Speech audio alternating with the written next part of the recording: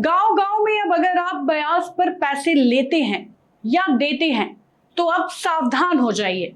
अगर आपका नाम गुंडा बैंक की लिस्ट में आया तो अब बिहार की सम्राट सरकार आपको छोड़ेगी नहीं। बिहार पुलिस सीधे कार्रवाई करेगी और आपको जेल भी जाना पड़ सकता है। नमस्कार, बिहार न्यूज़ देख रहे हैं आप। मैं हूं श्रुति चौबे आपके साथ।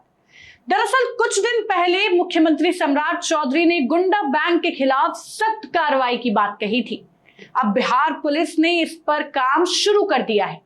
पुलिस ऐसे लोगों की सूची तैयार कर रही है जो आरबीआई से अधिकृत नहीं है, लेकिन ऊंचे ब्याज पर लोगों को पैसा उधार देते हैं।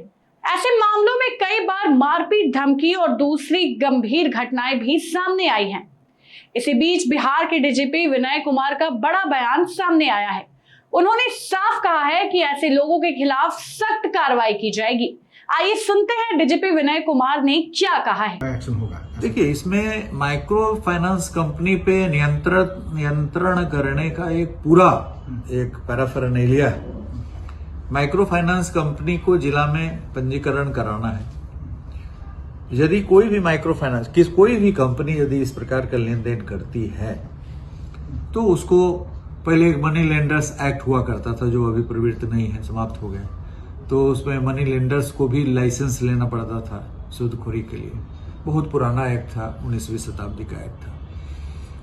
अभी माइक्रो फाइनेंस इंस्टीट्यूशंस हैं, तो माइक्रो फाइनेंस इंस्टीट्यूशंस को भी नियमित करने के लिए, विनियमित करने के लिए, रेगुलेट करने के लिए एक व्यवस्था है।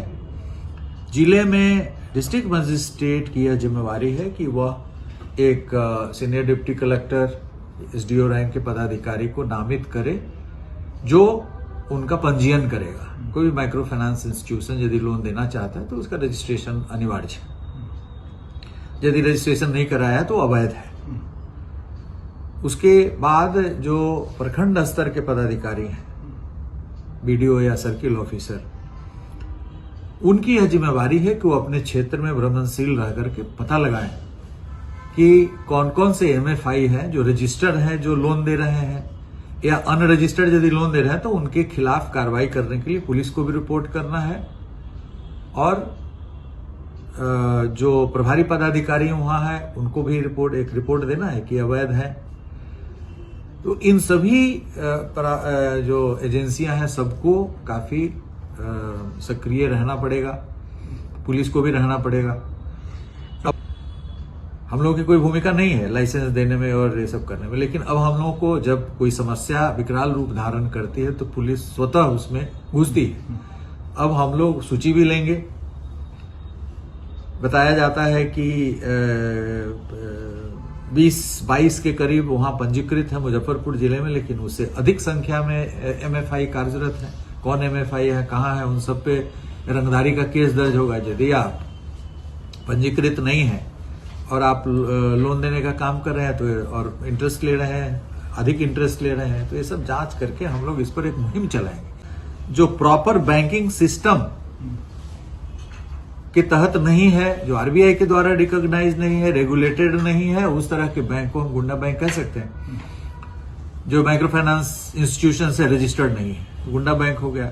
जो मनी लेंडिंग का काम कर रहा है, लाइसेंस नहीं है, चाहे वो इंडिविजुअल है, इंडिविजुअल भी यदि कर रहा है तो माइक्रो फाइनेंस इंस्टीट्यूशन माना जाएगा। तो इस प्रकार के जो हरकतें दिख रही हैं उन पर काफी प्रभावकारी ढंग से कार्रवाई करने की मुहिम तैयार की जा रही है। और हम लोगों ने ये सब का कानून भी, यदि कानून में संशोधन है तो हम लोगों ने ड्राफ्ट बनाया है कि इस पर कानून में यदि कमी है, कि कानून कमजोर है या कानून व्याप्त ही नहीं है, तो उसके लिए कानून के लिए भी हम लोगों ने ड्राफ्ट बनाया है, मनी लेंडिंग रेगुलेशन वगैरह करके। तो इसको काफी व्यापक ढंग से लिया जाएगा इसको। तो अब आप सावधान हो जाइए। सम्राट चौधरी की सरकार आपकी मनमानी अब नहीं चलने देगी।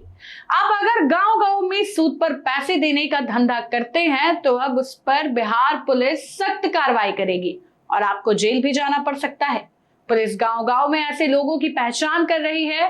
इस मामले में आगे क्या कार्रवाई होती है, इसकी हर अपडेट हम आप तक पहुंचाते रहेंगे।